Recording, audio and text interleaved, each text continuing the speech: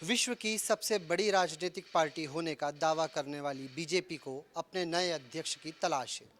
BJP अध्यक्ष का चुनाव साल की शुरुआत में होना तय था, लेकिन दिल्ली के विधानसभा चुनाव और कई प्रदेशों में संगठन चुनाव न होने की वजह से यह टल गया।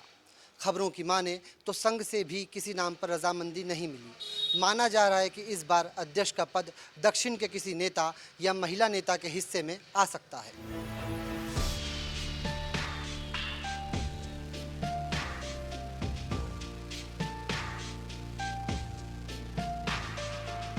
बीजेपी अध्यक्ष जेपी नड्डा का ऑफिस टर्म मार्च में खत्म होने वाला था, मगर उन्हें 40 दिनों का एक्सटेंशन मिल गया।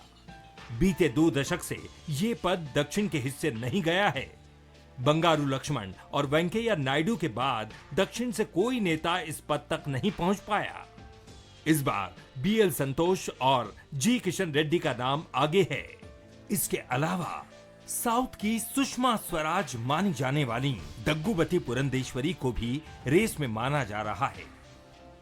बीजेपी मध्य भारत और उत्तर भारत में डोमिनेट कर रही है, लेकिन दक्षिण में उसे अब भी टेक ऑफ का इंतजार है।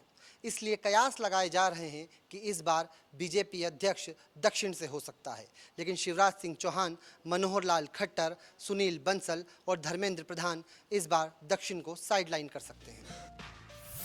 दग्गुबती पुरंदेश्वरी। दग्गुबती ने कांग्रेस से करियर शुरू किया था। पुरंदेश्वरी पूर्व सीएम एनटी रामाराव की बेटी हैं। तेलंगाना बनने के विरोध में 2014 में बीजेपी ज्वाइन की। पुरंदेश्वरी राजमहेंद्रवरम लोकसभा सीट से सांसद हैं। बीएल संतोष साल 1993 से आरएसएस के फुल टाइम प्रचारक हैं। 2008 की कर्नाटक सरकार बनाने में अहम भूमिका। 2019 में बीजेपी के राष्ट्रीय महासचिव बने। संतोष पीएम मोदी और अमित शाह के बेहद करीबी हैं। जी किशन रेड्डी 1977 में जनता पार्टी और फिर बीजेपी से जुड़े। 2002 से 2004 तक बीजेवाईएम के राष्ट्रीय अध्यक्ष रहे। 3 बार विधायक, आंध्र बीजेपी के प्रदेश अध्यक्ष भी रहे।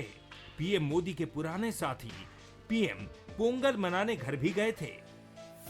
शिवराज सिंह चौहान 1977 से आरएसएस से जुड़े, अलग अलग पदों पर रहे। 6 बार के सांसद और 4 बार के सीएम रहे। संघ की टॉप लीडरशिप के करीब, जनता में जबरदस्त पकड़ और दमदार नेता की इमेज। मनोहर लाल खट्टर 1977 से आरएसएस से जुड़े हैं। 27 की उम्र में प्रचारक बने थे। 2 बार हरियाणा के सीएम रहे। फिलहाल केंद्रीय मंत्री। पीएम नरेंद्र मोदी के पुराने साथी। 90 के दशक से है दोस्ती। मोदी आरएसएस के बाद अमित शाह की सहमति भी जरूरी। धर्मेंद्र प्रधान 1983 में एबीवीपी से जुड़े। 2 साल बीजेवाईएम के सेक्रेटरी रहे।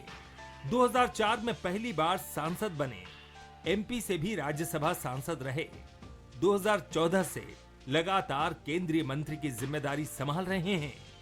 2022 में यूपी चुनाव के केंद्र में थे प्रधान, तब 255 सीटें जीती। बीजेपी अध्यक्ष पद की रेस में खड़े ये नेता बेहद मजबूत और संघ के करीबी माने जाते हैं। अब देखना यह होगा कि नया अध्यक्ष आरएसएस की पसंद का आता है या फिर वो पॉलिटिकल डिमांड को पूरा करने वाला होगा। माना तो यह भी जा रहा है कि इस बार किसी महिला को कमान मिल सकती है। नया नाम इन्हीं चेहरों में से 20 अप्रैल तक तय होगा या फिर बीजेपी किसी नए चेहरे को लाकर फिर चौंकाएगी।